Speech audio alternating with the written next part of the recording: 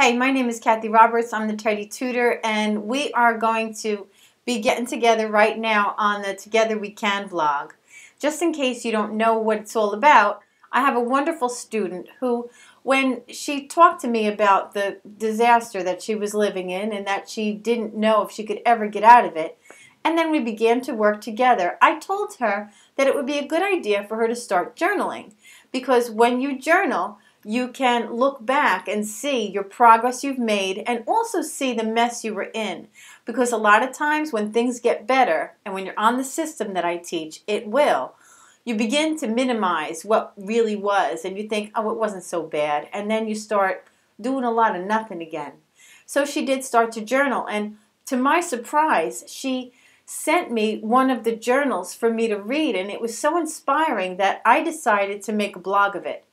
It is wonderful for us to get inspired and to encourage one another. Oftentimes I have them just printed here, and today I'm going to read it. November 4th, Journey to Oneness, Day 3.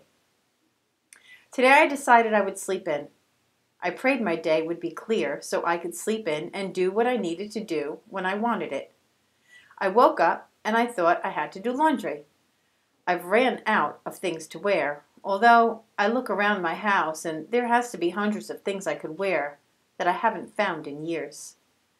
Nevertheless, I stopped that train of thought and gathered what I needed to wash. Unfortunately, the washers were already being used, so I was almost just going to wait. Then I thought about my truck. How, aside from my home, I spend most time in and have created such a mess in and outside of it. Since I work a lot in the community, I could get away with overwhelming amounts of items in the back of my truck, but some friends have commented that they hope my house isn't in the same state. Well, it is, and worse. So today, I took it upon myself to clean the back of my truck. I swept it and threw away what needed to be thrown. Mold had accumulated on fruits I'd forgotten was there, and also on one of my favorite pair of shoes. It sure wasn't the first time, but I hope it is the last. Just as I was happy with it being crystal clear, I was told by the manager that I need to clean the side of my house. I'd put things there to store, but it started to look just as things looked inside my house, and I took what she said as a challenge. So I've made up my mind to find storage for these community items. I am no longer willing to keep things in the back of my truck like a traveling storage unit. In the evening, as I sat at home in the only chair that I can sit in, I was going to eat my usual fried meal. Then I thought I should adhere to my other transformation to eat healthy and to finally lose that 100 pounds extra weight I have been carrying around since 2000. So I decided to make a salad. And I was excited as I found this wonderful cutting board that was large and beautiful, and the salad spinner, and the chop it gadget. I'm going to include pictures of that because she sent me them. I used it all, and I was very pleased with being able to use the things I've uncovered. As I sat there, I got a little bit sad. I thought about the years my mother and I had not sat down at our own home to eat in our own dining table.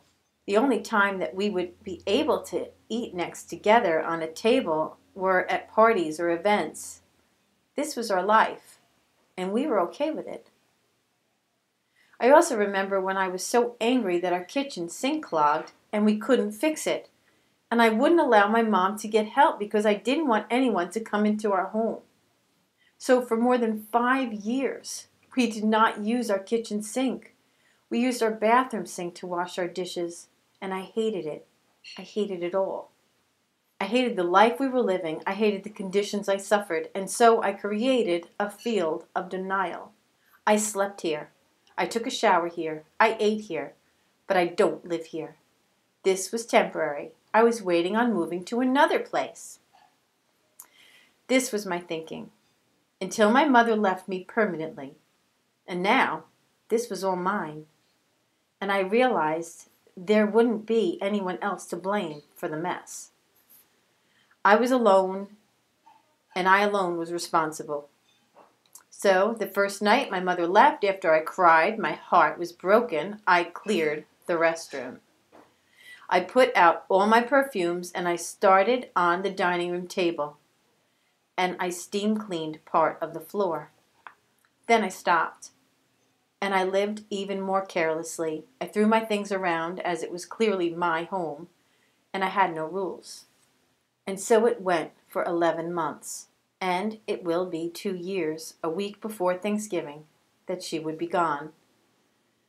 And then I think, this is my home, a home that has loved and been patient with me. This home had been good to me, and I'm sorry to have disrespected it so. And so the journey continues, and maybe one day I can freely open the door and have someone look at my restroom, fix my faucets, fix my floor. And maybe I can finally get my electric working in all rooms, and I can fix them a snack for all their help, and maybe some tea. And we will have wonderful conversation on my dining room table, and we will have a laugh or two, and he will never know that he was my very first guest in this beautiful house of mine. I can't wait. Rhonda, I love you. I am so excited about every picture you show me. I'm so happy when I speak to you on the phone, and I'm so happy when I read your journal posts. You'll be so surprised at how fast things change. I know you see it already, and I'm really happy about it. So if anybody's watching this on Pinterest or on YouTube, and if you go to my site, thetidytutor.com, there'll be a little link there that says Together We Can Get Organized. That's the blog that this is in. Please leave a comment. Share this with anybody you think would like it, and email me. I'd love to hear from you, Kathy at thetidytutor.com. Together, we can get organized.